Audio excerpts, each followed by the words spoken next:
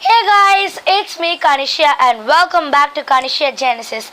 Well, in this video, we will be exploring about illusions and what are illusions, types of illusions, how do illusions work and theory of illusions. So let's get started.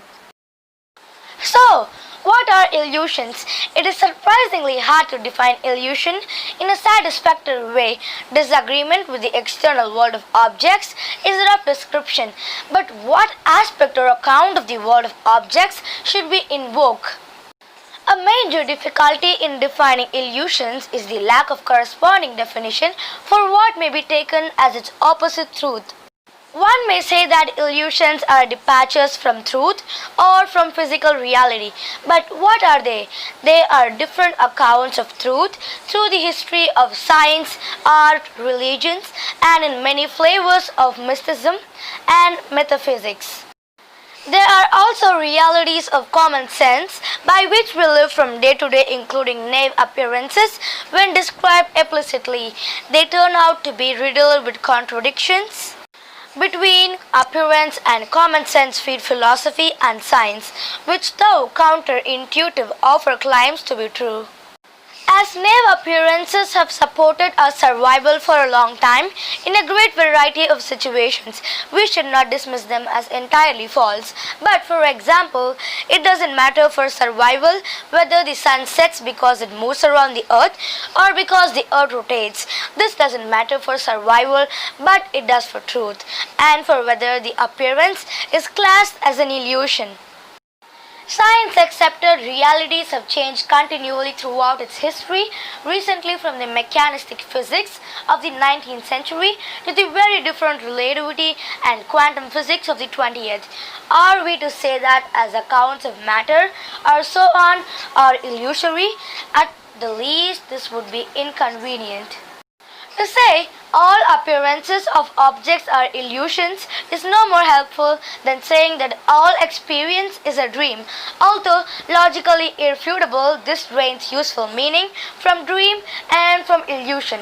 Similarly, there is little point in saying that everything is beautiful or everything is ugly.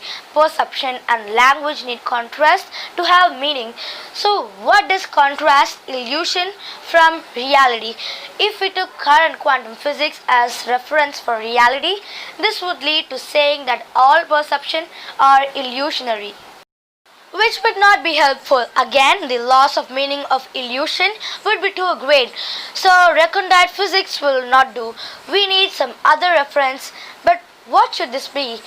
What is accepted as an object can depend on use, like tables for putting things on, chairs for sitting on. A book on a shelf is an object, but on reading each page or word or letter becomes an object. Object classification is highly dependent upon behavior. Perhaps this suggests a useful distinction between illusion and reality, for we might say that illusions are departures from the world of behavior. On this account, they are not departures from deep accounts of physics, but rather from behaviorally accepted objects with characteristics such as lengths and angles and curvatures, which are measured very simply. So illusions can be accessed by comparing what is experienced with what is quite simply measured with rulers, protractors and scales for weight and so on. So we can use measurements of carpentry and cooking for quantifying illusions of perception. And now let's study the types of illusions. So there are mainly three types of illusion, which include optical illusions, auditory illusions and tactile illusions. And now let's deeply study them. So what are optical illusions? An optical illusion, also called a visual illusion, is an illusion caused by the visual system and characterized by a visual percept that arguably appears to differ from reality. And now what's auditory illusion? Auditory illusion are false perceptions of a real sound or outside stimulus. These false perceptions are the equivalent of an optical illusion. The listener hears either sounds which are not present in the stimulus or sounds that should not be possibly given the circumstance on how they were created. Tactile Illusion. A tactile illusion is an illusion that affects the sense of touch. Some tactile illusions require active touch, example, movement of the fingers or hands, whereas others can be evoked passively. For example, we can say with external stimuli that press against the skin. And now let's see how optical illusions work. Optical illusions can use color, light and patterns to create images that can be deceptive or misleading to our brains. The information gathered by the eye is processed by the brain, creating a perception that in reality does not match the true image. If you ever struggle to see the hidden image in a single image stereogram, you may have discovered that not everyone experiences visual illusions in the same way. For some illusions, some people simply are not able to see the effect. While some optical illusions can be fun and interesting, they also reveal a great deal about the working of our brain.